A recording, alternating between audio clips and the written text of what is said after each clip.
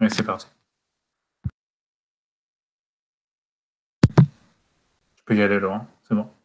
C'est bon, c'est parti. Bonsoir à tous, bienvenue dans cette première pour moi, mon premier meet-up en ligne avec le French PowerShell User Group. Donc ce soir, on a prévu de parler de Plaster, donc de faire une petite présentation de cet outil. Donc en restant sur les bases, hein, l'outil peut faire pas mal de choses. On va rester assez basique ce soir, quoi. Donc une petite présentation. Donc Laurent Linhart, donc je suis analyste programmeur de formation, donc en C++. Je fais de l'admin 6 depuis une quinzaine d'années maintenant. Beaucoup me connaissent, je suis un amateur de Guinness. Donc, si vous passez sur Strasbourg, n'hésitez pas, un petit message et on va se voir une petite Guinness. Vous avez mon Twitter, mon LinkedIn, mon repo sur GitHub et un petit blog que je commence à peupler tout doucement. Donc, ça avance. Des articles à venir voir, notamment ce qu'on a dit pendant les Lightning Demo, les précédentes Lightning Demo. Alors, un petit point juste sur le French PowerShell User Group. Donc, les prochaines présentations, donc on a un PowerShell Lightning qui est prévu le 16 avril, avec des points, la création d'un listener en API en PowerShell, de l'autorest. On va parler un peu du scope des variables dans un script PowerShell. Le mardi 14 mai, on a une partie sur les GUI en PowerShell. Et le 28 mai, on aura de nouveau une Lightning Demo où pour l'instant, on a un sujet sur l'autorun. C'est un module des mini-attaques. Le 11 juin, encore un meet-up, le PowerShell, le meilleur ami de l'admin Azure par Johan Guillot. Donc, on a des présentateurs pour les Lightning Demo. Donc, je vous pousse à venir vous inscrire si vous avez un petit sujet à présenter. C'est assez simple à faire, ça prend une dizaine de minutes, c'est pas très compliqué à préparer. On a un chat, vous pouvez nous rejoindre sur le Slack. Et vous pouvez revoir ce meet-up et tous les meet-ups précédents sur la chaîne YouTube du French PowerShell User Group. Et nous avons également maintenant un site, donc le frpsug.com, sur lequel vous pouvez venir voir toutes les informations.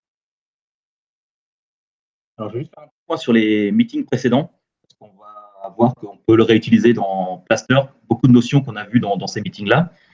Donc, sur la première partie, on avait vu la partie le release pipeline. Donc, on avait principalement parlé de versionning et de pipeline dans VSTS. Sur la deuxième partie, on avait vu pas mal de choses sur les pesteurs, donc pesteurs d'infrastructure. Donc, comment valider que son infra est correcte. Et on avait également vu une partie pesteurs des scripts, donc plus classique, où on a parlé de la façon de valider que les scripts font ce que nous attendons et surtout qu'il n'y a pas de régression si on modifie le script.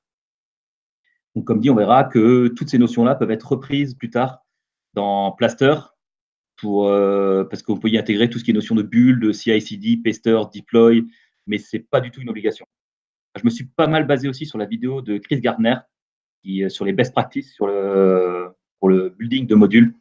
Vous verrez j'ai pas mal utilisé ces infos à lui pour travailler. Alors déjà, au niveau de l'agenda, on va faire un petit rappel déjà sur ce que c'est un module. Pourquoi j'ai choisi Plaster. On va décomposer un peu et présenter. Donc, vous verrez qu'il y a un fichier manifeste. Dans ce fichier-là, on parle de paramètres, de content et d'exemples. Et je vous montrerai des exemples, on verra. Et à la fin, une petite partie de questions-réponses. Donc, le module, c'est quoi un module? Donc, j'ai récupéré une définition que j'ai trouvée sur Internet, qui n'est pas forcément la plus claire.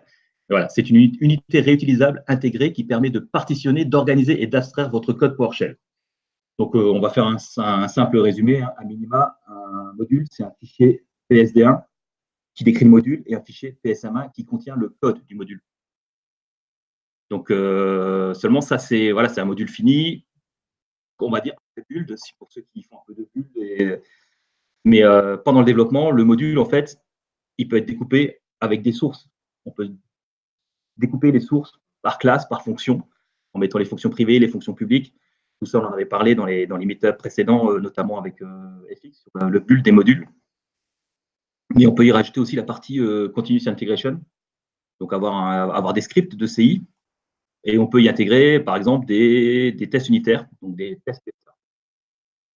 Donc, on voit qu'on peut structurer son module de façon différente pendant le développement et en fonction de son besoin. Le but final étant d'avoir un module simple à déployer. On fait un build et on récupère un simple module.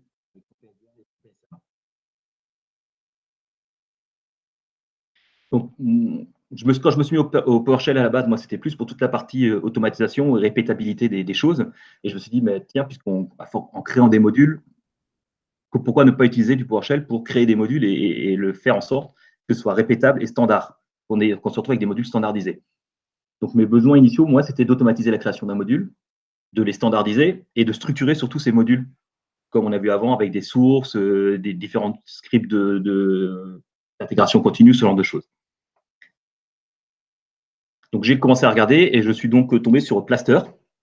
J'ai choisi Plaster parce que c'était une solution simple, qui était assez simple à apprendre et à comprendre. Ça permet surtout la création de toutes sortes de ressources. Alors, ce soir, on va s'attarder sur la partie module. On verra qu'on va créer un template pour créer un module standard, mais on peut très bien faire un template pour juste une fonction qui rajoute à la demande le help dedans, est-ce qu'on le veut, est-ce qu'on ne le veut pas, qui remplit des infos dedans automatiquement, ce genre de choses. Donc, on peut standardiser et créer des templates pour beaucoup de choses avec Plaster. Donc, il est basé sur des templates, comme je le disais. Je passe les démos, je les ferai après finalement, comme ça, ce sera plus. Alors, le manifeste, c'est un fichier qui sert à décrire le comportement que le Plaster va avoir. Donc, dans ce manifeste, il y a 3 parties. Il y a des métadatas, donc c'est des informations, tout simplement. Le nom du module, la description du module, on peut mettre des tags, le nom de l'utilisateur, la description du module, un titre pour le template, des tags, ce genre de choses. Des paramètres, donc ça, c'est des informations qu'on va récupérer sous forme de questions. Donc, c'est avec ces paramètres-là qu'on va réutiliser dans le content pour construire le module en fonction des réponses qu'on aura données aux questions sur les paramètres.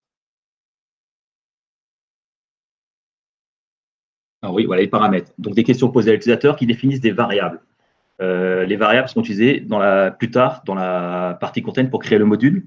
Alors, il y a différents types de paramètres. Des paramètres de type texte, il y a du choice, il y a du multi-choice, et il y a 2 paramètres spéciaux qui s'appellent user full name et user email.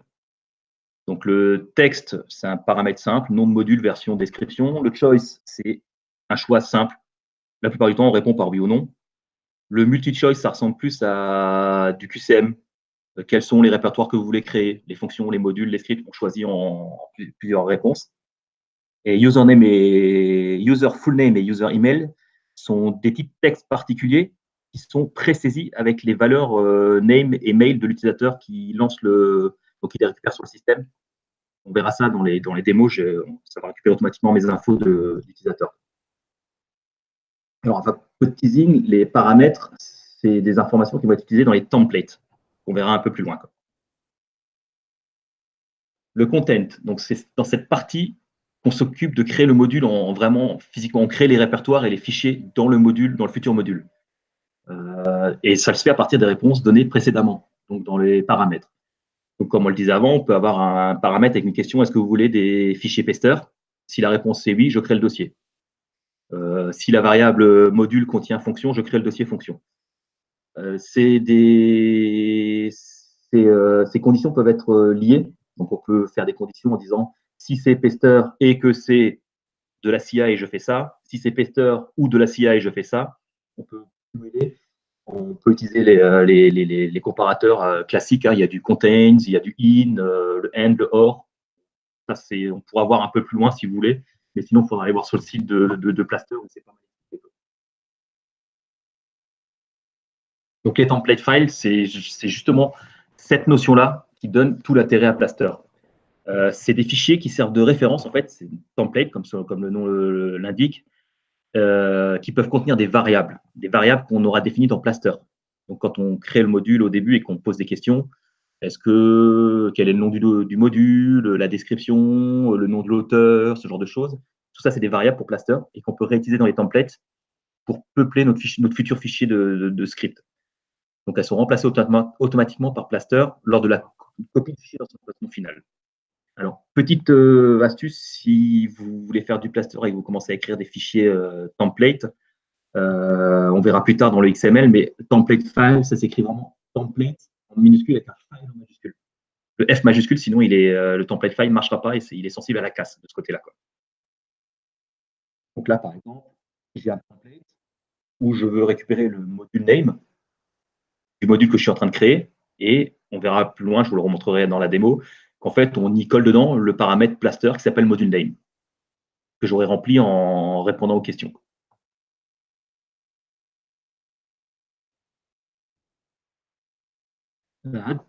Donc, au final, quand on aura terminé de jouer notre template, on se retrouve avec un répertoire, une structure de module qui convient. On peut aller beaucoup plus loin, mais là, c'est pour la démo, où on se retrouve avec, avec nos fichiers sources, nos tests unitaires, les deploys, la CI, Alors, oui. Est-ce que tu peux essayer d'ajuster ta qualité de vidéo? Parce que ton son coupe un petit peu des fois. Encore? Ouais, un petit peu. Mais ça vient juste d'arriver peut-être dans les dernières 30 secondes. Bah, je le mets en très faible. Hop. Ok, merci. Voilà, donc je reprends. Donc à la fin, quand on a terminé de jouer notre template plaster et qu'on a répondu à toutes les questions, qu'il a roulé, qu'il a créé nos répertoires, on se retrouve avec une structure de modules, comme on l'aura défini par rapport aux réponses qu'on aura données quand on joue le template plaster.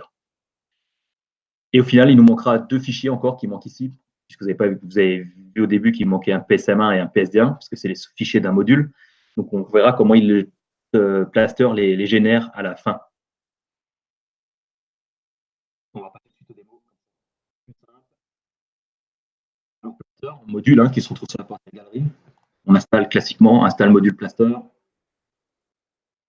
On l'importe. Donc au niveau des commandes, je vous les ai reprises là en bas si c'est plus lisible. Donc on a new plaster manifest qui va nous permettre de créer un nouveau fichier manifeste, dans ce qu'on a vu avant. Test qui permet de tester si un fichier manifeste est bien écrit, s'il n'y a pas d'erreur dedans. Get plaster manifest qui nous permet d'avoir la liste des templates définis dans le répertoire par défaut au niveau du module. Donc par défaut, normalement, il y en a déjà 2. On voit pas trop. Voilà. Il y a 2 templates. Bon, normalement, il y en a 2. Il manque le template du module complet, mais il doit être là quelque part. Je ne l'utilise pas, donc j'ai dû le supprimer. Et le invoke plaster, donc pour appeler plaster, en lui passant en paramètre, on verra plus loin, le fichier de template et la destination dans laquelle on veut mettre notre module final. Alors, pour créer un manifeste, il y a 2 paramètres qui sont obligatoires. C'est un nom de template et le type. Alors, il y a projet, ce qui est par défaut ce que j'utilise tout le temps, et il y a item. Donc, item, je n'ai jamais poussé trop loin, mais je pense que c'est plutôt pour créer des types de fichiers, comme on disait avant, des fichiers ou des fonctions, ce genre de choses. Il y a des paramètres qui ne sont pas obligatoires. Le chemin dans lequel on veut le fichier plaster, manifeste, à titre, une version de template, parce que c'est du versionning, on peut le suivre au niveau des versions. L'auteur, les tags qui permettent de retrouver quand on fait un get plaster template, on peut lui dire moins tag et puis dire bah tiens je veux tous les templates qui parlent de FRPS UG par exemple. Description pareil. Tout ça, ça permet de retrouver après un template au moment de la recherche. Voilà. Hop. Donc je crée en amont le répertoire de destination pour mon template. Il ne le crée pas. Et je crée mon manifeste. Donc voilà à quoi ressemble un manifeste.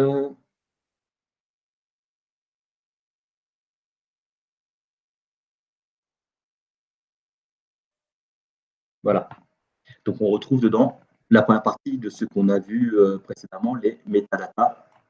Donc avec le nom du module, un ID qui est généré par Plaster, et toutes les versions qu'on a remplies dans nos informations avant pour le créer.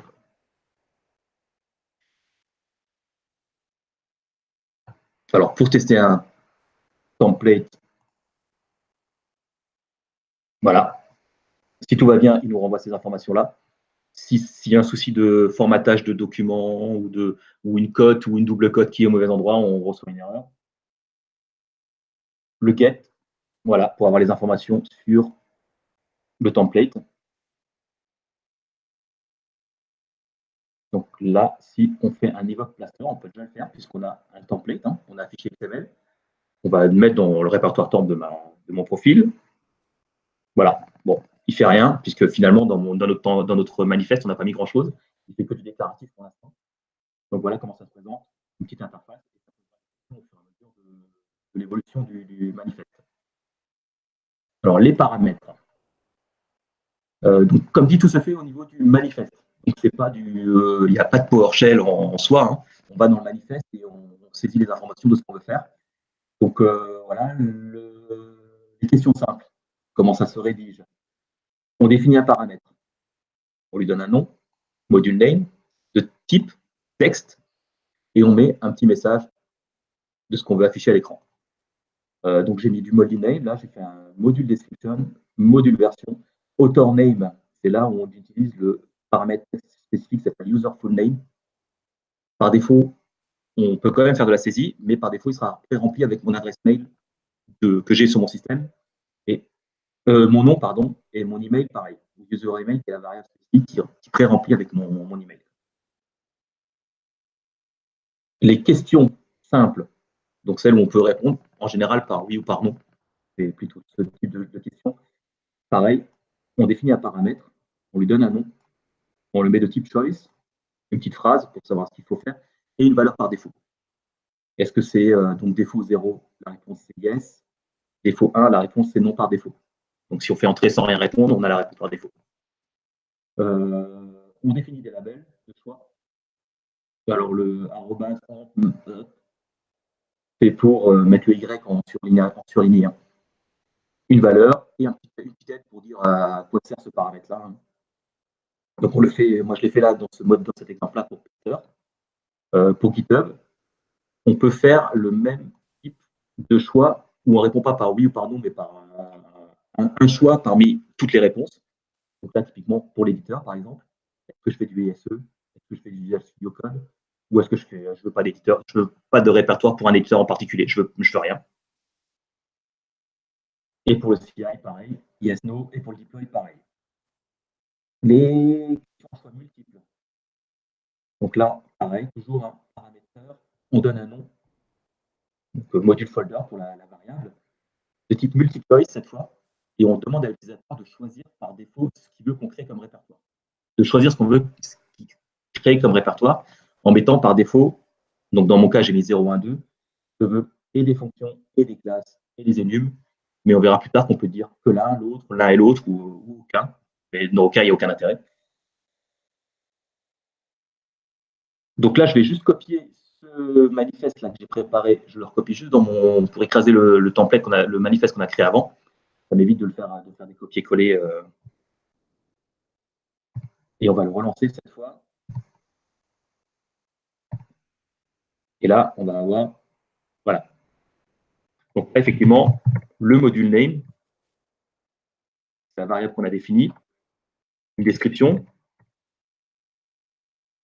la version, voilà, par défaut 001. Là, voilà, la valeur user full name pré-remplie avec mon compte utilisateur. On va le laisser. Mon adresse mail. Le test pester, est-ce qu'on veut, donc les questions simples, par défaut, yes, on peut le laisser. Pareil pour GitHub. Donc là, on retrouve toutes les questions qu'on a définies avant. L'éditeur, donc le choix simple, que je veux de l'ISE, du Visual Studio Code ou du None. Par défaut, c'est None. Donc moi, je veux dire, je veux du code. Est-ce que je veux les répertoires de CI? Oui, bah oui, j'en veux. Est-ce que je veux pouvoir faire du déploiement avec des scripts de déploiement? Bah oui, j'en veux aussi. Et là, le choix multiple. Donc, est-ce que je veux des fonctions, des classes ou des enums? Donc là, pour définir ces réponses-là, tout simplement, on choisit la lettre qui est entre crochets. Donc, je veux peut-être F, C, ou je veux que F, E, ou je veux que C, E. Enfin, voilà, c'est comme ça qu'on répond, en laissant par défaut fonction, classe, enum. Comme ça, on verra que tous les répertoires, c'est. Voilà, donc là, on a répondu aux questions. Il n'a rien fait encore parce qu'on n'a fait que définir des paramètres, des paramètres, là, module folder, PI, deploy, mais on n'a encore rien fait avec ces paramètres-là. Donc maintenant, le but, c'est d'en faire quelque chose pour construire un module en fonction des réponses données sur ces questions-là. Alors, on peut afficher des messages à l'écran. Donc, ces messages-là, tout ça, c'est prédéfini en fonction des questions qu'on a mis avant. Ça, c'est vraiment du message informatif. On fait un message à l'écran. Donc, voilà, une ligne magique. Voilà. Ça, on verra, vous allez voir, c'est pour dire à l'utilisateur ce qu'on est en train de faire. Donc, la première chose à faire, c'est de créer le répertoire pour le module. Donc, la destination, par défaut, c'est le répertoire destination. Voilà, c'est ça. Donc, par défaut, la racine du répertoire, c'est env-temp, c'est mon répertoire temporaire. Et dans ce répertoire-là, il va créer un répertoire qui aura le nom du module name que j'ai saisi dans les questions précédemment. Donc, module test. Donc, je vais me retrouver dans mon env-temp avec un répertoire module test. Ensuite, dans ce répertoire-là, on va créer la structure du document en fonction des réponses qu'on a données à ces questions-là. Est-ce qu'on veut des fonctions, des classes ou des enums, ou tout, ou rien, ou là des trois, ou les trois? Pareil, donc on lui dit qu'on veut créer, alors on ne fait rien parce que ce n'est pas une copie, c'est une création de répertoire. On veut juste dans la destination qui est le nom du module, / source, fonction. Alors moi, je crée dans les sources, je crée des private et des publics, mais on pourrait très bien définir ici fonction private, fonction publique, et avoir des différences. Moi, je n'en fais pas, je crée tout. Donc, je crée le répertoire source fonction privée et source fonction publique dans le répertoire du module, à la condition que la variable plaster module folder contains function, dans les deux cas. Donc, si la variable module folder contient fonction, je crée un répertoire pour les fonctions. Si la variable module folder contient classe, je crée un répertoire pour les classes. Pareil, j'ai découpé privé et public, c'est pour le modèle. Hein. Moi, je ne l'utilise pas forcément, mais c'était pour la démo. Et si la paramètre module folder contient enum, je crée un sous-dossier dans source qui s'appelle enum. Et les autres variables sont traitées de la même façon. Donc, on a une autre possibilité de message, c'est des messages qui sont sous condition. Si la variable GitHub est yes, je affiche le message déployer GitHub. Au niveau du répertoire, on fait le même principe. Hein. Je prends le répertoire destination de mon module, je lui rajoute un .github à la condition que la variable GitHub soit yes. On fait pareil pour placer. Si la variable est yes, si la variable est yes, je crée le répertoire unit test. VS Code, si l'éditeur c'est VS Code, je crée un .VS Code dans lequel je vais mettre mes tasks.json, mes lunch.json, ce genre de choses. Si j'ai voulu un répertoire CI, ben je crée le répertoire CI. Si j'ai demandé le deploy, je crée le répertoire deploy. Ça marche sur le même principe. Donc, on va recopier le fichier. On va nettoyer un peu tout ça. Et on va relancer donc, notre amende placer avec notre template dans des répertoires env-temp. Donc là, il va recommencer toutes les questions. Donc, je vais créer un module qui s'appelle module test, une petite description pour la galerie. Ça, on laisse. Je veux des scripts testeurs, je veux du GitHub, je veux il a mis Visual Studio Code, je veux créer mon répertoire CI, mon répertoire de deploy, et je veux tous mes répertoires, fonctions, classes et enums. Et là, voilà. Donc là, maintenant, et après avoir posé les questions, il a fait son travail et il a créé le module. Donc là, vous voyez le message, hein, comme je disais, on peut afficher des petits messages. Ça, c'est les messages aussi, pareil, que j'affiche quand on a les messages conditions, par exemple, ici. Donc, ce qu'il a fait, il a créé donc, notre module test, notre racine. Il a bien créé nos sources pour les classes, les fonctions, les enums. Il a bien créé mon GitHub. Il a créé mon VS Code folder, mon CI folder. Il a créé des fois. C'est une erreur de typo. J'ai fait un copier-coller malheureux. Donc là, on peut aller voir à quoi ça ressemble. Donc on se retrouve effectivement dans le temple avec un module test. dans lequel on retrouve effectivement la structure de notre module comme on l'a défini, avec nos différents répertoires sources. On va supprimer ça. Donc là, j'enlève juste pour la démo, pour la suite, pour que ça ne refasse pas d'erreur. On peut rejouer un template sur un répertoire existant. Si on le relance maintenant, on peut le faire. Hein. Vu qu'on ne rajoute rien, normalement, il ne devrait pas nous embêter. Ce qu'il peut nous dire, c'est qu'il trouve déjà des fichiers existants de le même nom, et il en fait une sauvegarde en .back. Voilà, il ne fait rien parce qu'on n'a rien modifié. Mais si je laisse comme ça et que je rejoue la démo suivante, où on rajoute des choses, il va dire qu'il trouve déjà quelque chose et il va vouloir le sauvegarder en .back. Il va créer pour chaque dossier un .back. Voilà, je l'enlève, ça évitera les messages d'erreur qui pourraient prêter à confusion. Alors, les template files, c'est là qu'on arrive vraiment à la chose intéressante. Donc, comme on disait, les template files, c'est un fichier que l'on peut compléter avec le contenu de variables, donc les variables qu'on a définies, là, ces variables-là, lors de l'utilisation du Minvoc Plaster. Et du coup, cette notion qui rend beaucoup moins statique l'outil est beaucoup plus intéressante. Donc, pareil pour les template files, toujours le même principe. On a pour une question de visibilité, j'affiche un message, hein, sous condition, si la variable vecteur EIS, copying unit test file. Donc là, ce que je vous disais, template file, très important de laisser le tout en minuscule sauf le F, sinon ça ne marchera pas. Et là, alors une autre notion, c'est que ces template files, il faut bien les mettre quelque part. Donc, dans votre template, donc on va le voir après, il faut préparer ces fichiers. Donc, il faut déjà avoir la structure de base de votre template avec les répertoires unit test, CI, deploy, ce genre de choses, dans lesquels vous allez déjà mettre vos fichiers de template qui vont être copiés. Donc, on va verra plus tard que je vais le préparer.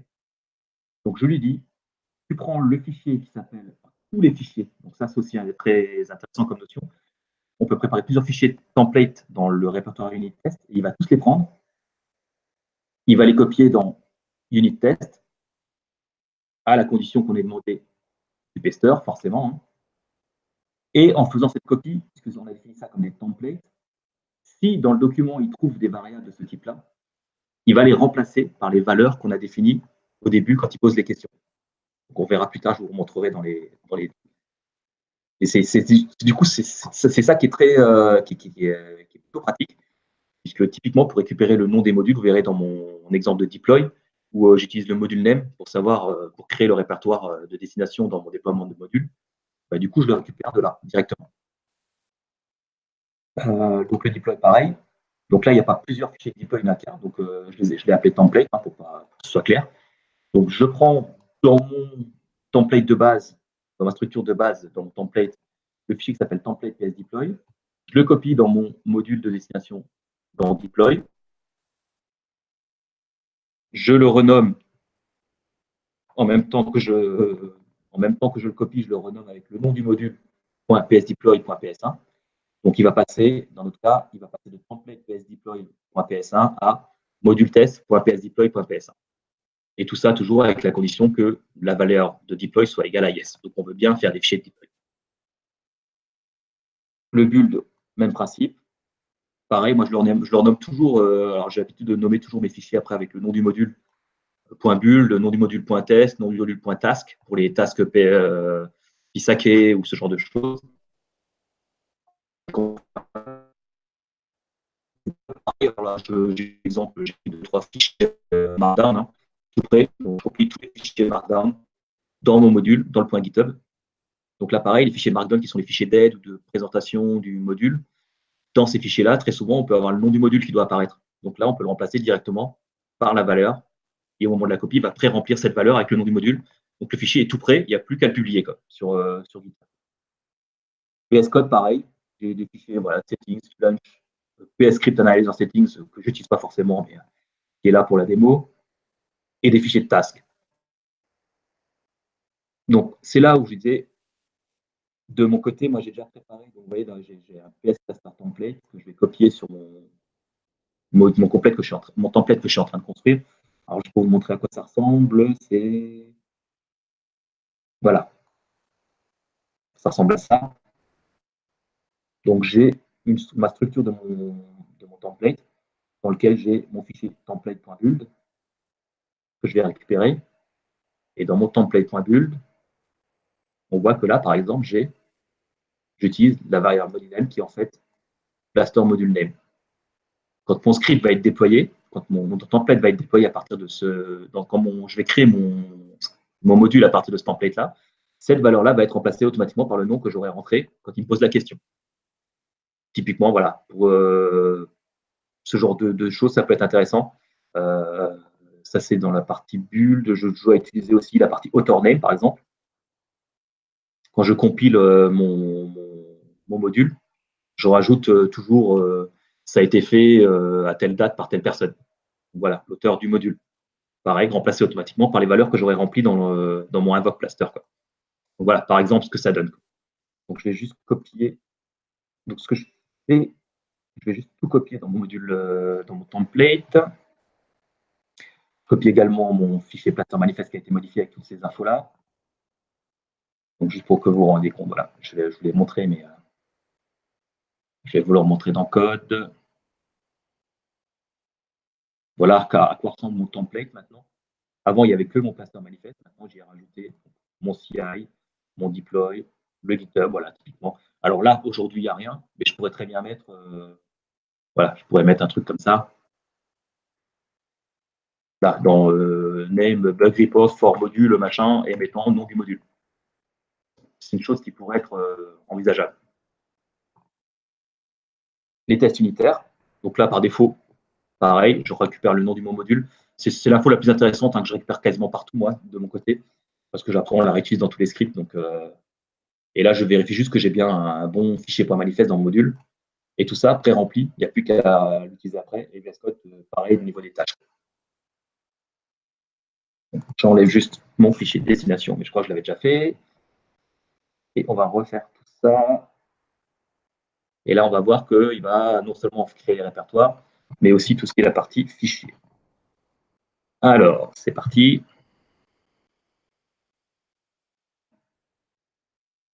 Le nom du module que je récupère justement dans tous les scripts.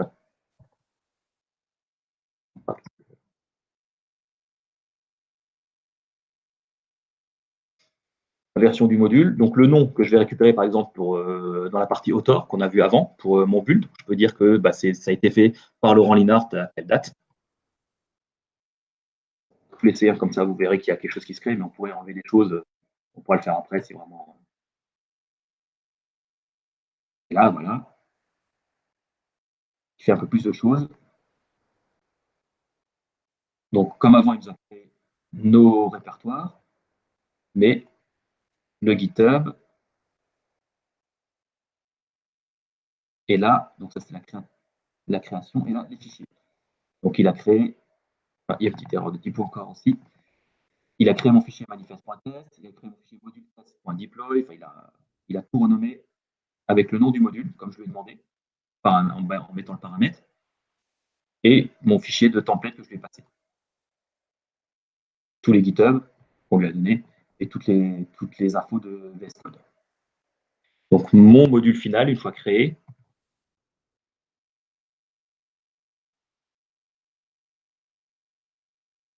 ressemble à ça. Donc, on se retrouve avec les fichiers GitHub. Je vais faire des erreurs de copier-coller un peu partout. On se retrouve avec les tasks VS Code qui, elles, n'ont normalement pas été touchées parce que je ne fais pas de personnalisation là-dedans. Avec notre module test, donc le fameux module voilà. Le fameux fichier de bulle qu'on a vu avant, où le module name a été remplacé par le nom du module.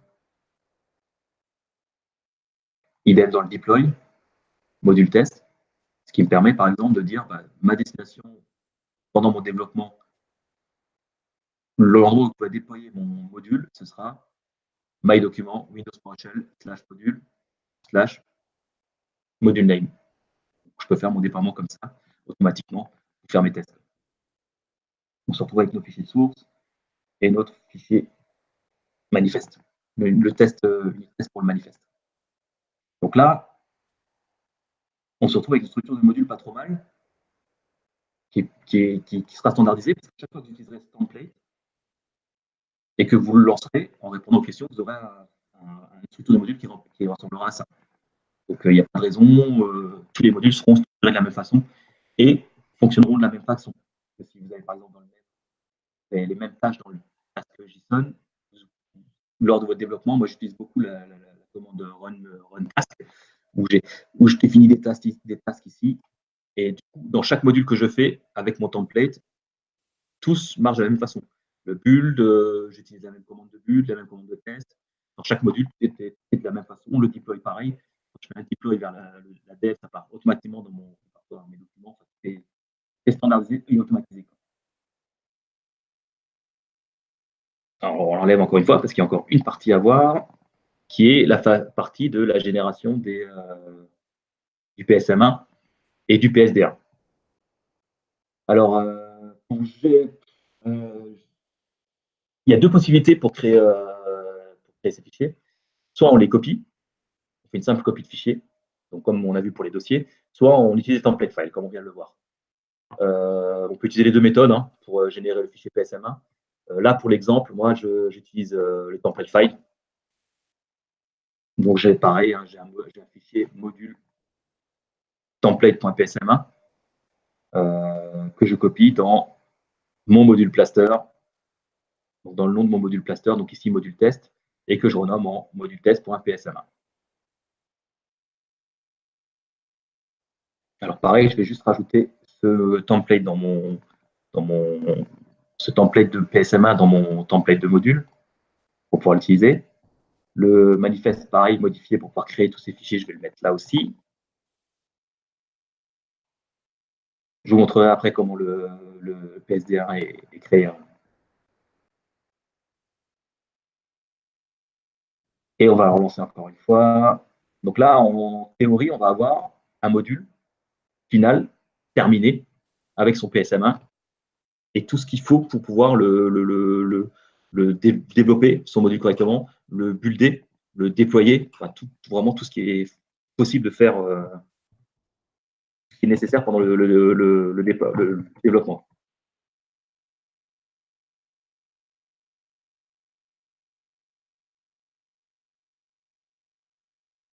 Et il nous régénère tout de nouveau. Et il nous crée le module manifeste, le PSD1 et le PSM1.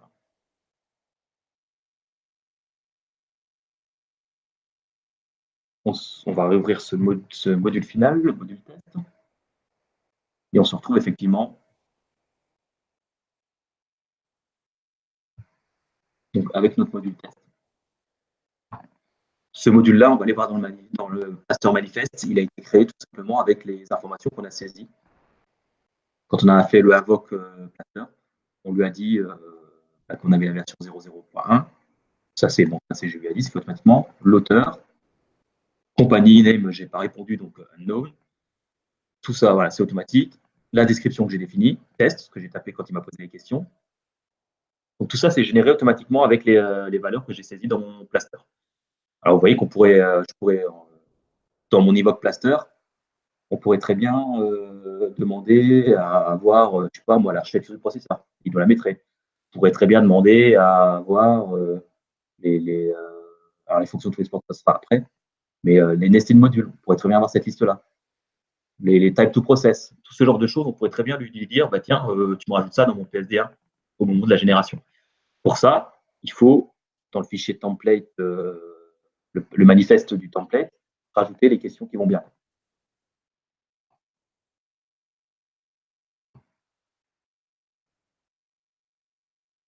Alors, juste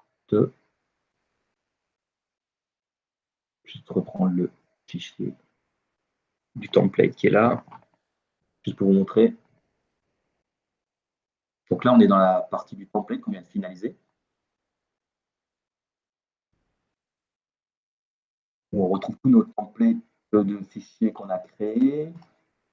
Et on retrouve donc le module template.psm1. Assez classique, on récupère tout ce qu'il y a dans source, public, et on l'apporte et on le présente au niveau des fonctions. Et le plaster manifeste, où on voit, je vais le mettre en gros après. Voilà. On fait un new module manifest. C'est comme ça qu'on définit le nouveau fichier PSD1 pour le nouveau module. Donc, new module manifest, la destination, le module qu'on veut créer, donc module test dans notre cas. Il s'appellera avec le nom du module.psd1. Module version, c'est plaster param module version. Donc, c'est la valeur du paramètre qu'on a donné en répondant aux questions.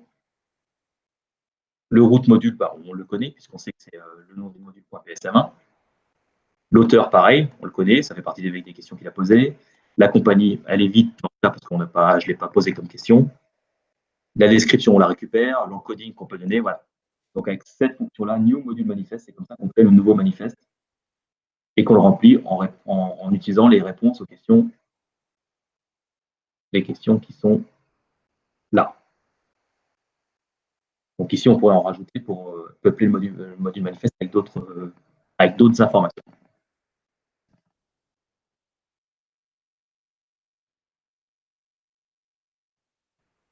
Donc voilà, en gros, ce que je voulais vous présenter. Donc là, on est parti sur une version assez light d'un template. Juste pour finir, je vais vous montrer un template sur lequel je travaille qui est un peu plus important. Est-ce que vous vous rendez compte qu'on peut aller vraiment plus loin avec Cluster? Là, on est vraiment resté en surface. Mais mon template, voilà, mon template, il est là. Donc, j'utilise des sources des fichiers template. J'en ai quelques-uns quand même qui commencent à être que j'utilise pour mon déploiement et mon développement. Donc voilà, pour compiler mon module, pour le déployer, pour générer des docs automatiquement avec la IPS. Le GitHub, j'en fais pas trop encore pour l'instant. J'ai quelques tasks que j'utilise avec Pisake. J'utilise pas mal Pisake. Donc pareil, à chaque fois, je rappelle en fait un de mes fichiers script qui est là, un de mes fichiers qui est là-haut. Mais tous ces documents-là, en fait, donc ceux-là ne sont pas très intéressants. Mais là où c'est intéressant, c'est dans ces modules-là où on peut, typiquement, je récupère chaque fois le module name pour le réutiliser dans mes différents modules.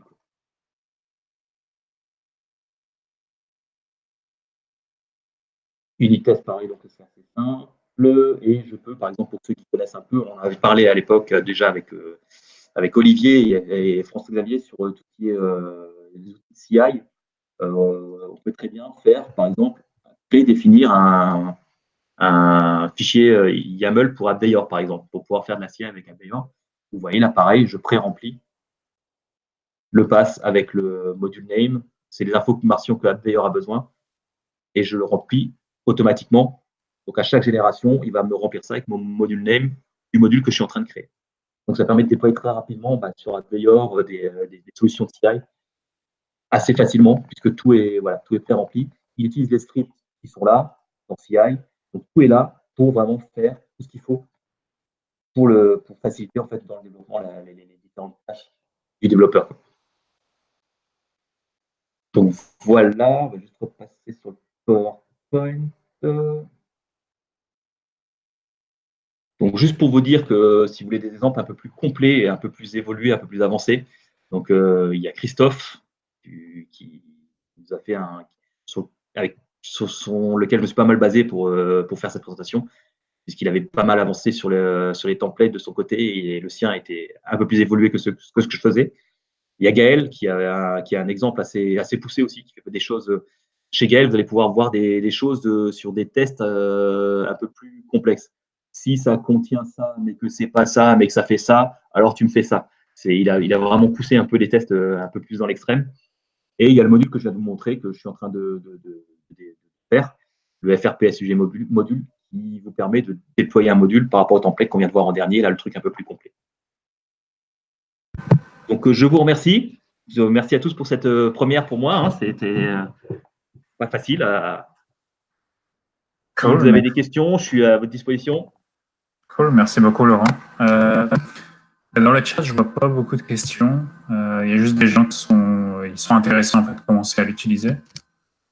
Moi, Ouais, j'avais faut s'y mettre, hein, mais c'est vraiment intéressant. C'est ouais. vraiment pour structurer le développement de ces modules, c'est vraiment bien comme solution. Ouais, en fait, moi, je m'attendais pas à ce que tu aies besoin d'aller trifouiller dans le XML, en fait. Je pensais Ouais, que Plaster venait avec des commandes qui permettent de faire add, new non, non. collections. Ouais, là, c'est vraiment le fichier XML, c'est la colonne vertébrale, quoi. Ah, ok. Une fois que tu as tout défini là-dedans, tu le lances autant de fois que tu veux et tu réponds aux questions et tu as tes structures. Tes modules sont structurés en fonction de tes réponses, c'est vachement pratique. Ok. Et toi, est-ce que tu utilises déjà ça au travail ou... Moi, Plaster, j'utilise. Moi, maintenant, à chaque nouveau module, je lance mon template Plaster. Ok. Bah, d'ailleurs, le template que j'utilise, c'est celui que j'ai mis dans le module FRPSUG module. C'est vraiment le modèle sur lequel je travaille, quoi. Cool. Moi, j'utilise celui-là pour faire mes modules, quoi. Et est-ce que tu utilises ça aussi pour tes scripts ou pour l'instant juste pour les modules? Pour l'instant, juste pour les modules, c'est pour ça que comme on avait vu dans le module FRPSUG, new module comme fonction, parce que j'ai fait qu'un template pour les modules. Ok, ok. Cool. Mais oui, effectivement, mon but après là-dedans, c'est de rajouter des modules templates pour des fonctions, ce genre de choses. De l'appliquer à des fonctions. Ok. Ouais, comme ça, vraiment, dès que tu as besoin d'un truc, Non, tu as c'est bien. n'importe quelle ressource pour que module template. Après, derrière, je vais voir pour mettre des fonctions template, des files template ou des choses comme ça, quoi. Ok. Cool. Histoire Ouais, qu'on puisse. c'est vraiment cool le truc du AppVeyor là. Ouais, enfin, franchement, alors tu peux faire avec le AppVeyor. On a vu avec Olivier qu'on pouvait faire du YAML avec Azure aussi, DevOps. Donc, Mhm. c'est pareil, la prochaine étape, je vais rajouter Azure DevOps dedans aussi. Donc après, en plus, tu auras le choix de dire, bah tiens, est-ce que tu veux faire du CI avec AppVeyor ou avec Azure DevOps? Et en fonction de la réponse, il met le fichier qui va bien, quoi. Ah, c'est cool. C'est des trucs comme ça que je voudrais rajouter. Euh, J'avais une autre question, j'ai pas fait attention si tu l'as mentionné, mais tu sais, quand tu rajoutes des champs, est-ce que tu veux mettre un champ qui a des données sensibles? C'est comme s'il doit faire. Euh, Tu peux, alors typiquement pour le déploiement sur la PowerShell Gallery, par exemple, sur la galerie avec l'API Key ou ce genre de choses, mais Mhm. tu n'as pas de cryptage, tu n'as pas de sécurité, c'est en clair, hein. Ah, ok, d'accord. Ouais, donc là, forcément, ta clé va se retrouver dans ton module en clair, quoi. Ok, cool. Donc là, tu n'as pas trop. Euh, je vais répondre à une des questions, enfin, un des points que quelqu'un a mentionné. Mais est-ce que tu pourrais mettre ton code sur le repository sur GitLab, tu sais, du groupe? Oui, bah, la démo, Ouais. euh, Cool. la démo sera disponible avec les templates là, de ce qu'on a vu. Tout ça, ça sera sur le repository Du, FrantendDesign en gros. ok, cool. Et celui-là, si les gens veulent le regarder, il est sur mon GitHub, hein. Et je Euh, vous invite franchement à aller voir celui de Gaël et de Christophe, qui sont bien faits ok. aussi.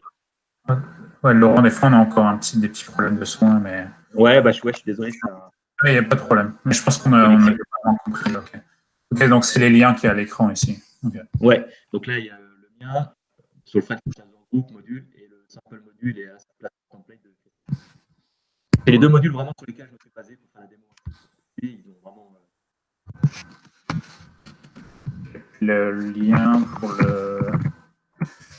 le groupe, là où il y a tous les repos, je viens juste de mettre dans le chat. Mais Ouais, bah ça, je vais le pousser ce soir, comme ça. cool. Je Super. vais forquer le truc et je te le pousse. Est-ce que j'avais d'autres questions? Masquer les champs. Est-ce qu'il y a des choses que tu n'as pas réussi à faire avec Plaster où tu vois certaines limitations du module? Je sais pas Pour si c'était- l'instant, non. Non? Là, maintenant, alors là, c'était vraiment des trucs qu'on dit sur les basiques, hein, création de dossier et de répertoire, c'est assez simple, ça marche plutôt pas mal. Là, je commence du coup avec AppVeyor, avec Azure DevOps, à commencer à taper dans du YAML, du machin. Et il y a un autre truc, parce que comme pour faire du AppVeyor, par exemple, bah forcément, il te faut un repo GitHub à côté Mhm. qui soit lié. Je suis en train de voir pour peut-être, j'ai vu que tu pouvais publier directement un repo sur GitHub en ligne de commande, machin et tout. Donc, voir si je ne pouvais pas publier le nouveau module que je suis en train de créer directement sur GitHub en créant le repo, quoi. Ah, En super. passant, donc ça, pour que vraiment tout soit automatique, quoi. Mais là, à Ok. mon avis, je vais commencer à toucher un peu dans les trucs un peu, un peu touchy, hein, ça va être un peu compliqué. Ok. Et je pense que ça va fonctionner. Il y a pas c'est du script, donc il n'y a pas de raison, quoi. Ouais, j'imagine tout ce que tu peux faire en PowerShell, tu peux sûrement le. Bah oui. Ok. La dernière question que j'avais, c'était est-ce que tu as, en lisant, en fait, en apprenant Plaster, est-ce que tu as trouvé d'autres outils qui font à peu près la même chose ou est-ce que tu as... Non, je t'avouerai que non. J'ai regardé, comme tout le monde au début, comme tout le monde fait au début, c'était mon propre script. Je m'étais écrit un petit script, voilà, qui me crée mes répertoires, machin, new item, machin. Et au bout d'un moment, je me suis dit bon, c'est bon, c'est gentil, mais c'est pas très, c'est assez figé comme truc, on peut pas trop sortir du cadre. Et j'ai commencé à regarder, je suis tombé sur Plaster, j'ai pas cherché plus loin, mais je pense pas qu'il y ait, j'ai pas trouvé d'autres solutions qui étaient aussi simples que ça en tout cas. Il me semble que Joël Bennett, il avait fait un outil qui fait à peu près, c'est un peu similaire à Plaster, mais ça me vient pas en fait. Faudrait que je regarde. Si je le trouve, je le mettrai dans les notes du meeting. Mais... Après, comme dit, entre nous, je l'ai aussi découvert sur les anciens meetings qu'on a fait. Hein. Les gens, il y a sûrement quelqu'un qui en a parlé, enfin, ce genre de choses. Hein. Ouais, non, mais c'est sûr que Plaster, c'est le plus connu, c'est certain. Mais je sais il me semble qu'il y a d'autres solutions, juste pour savoir qu'est-ce qui se fait ailleurs. Ouais. Voilà, c'est connu et puis c'est pas compliqué à faire. Ouais. Je vais regarder s'il n'y a pas d'autres questions. Non, pas d'autres questions.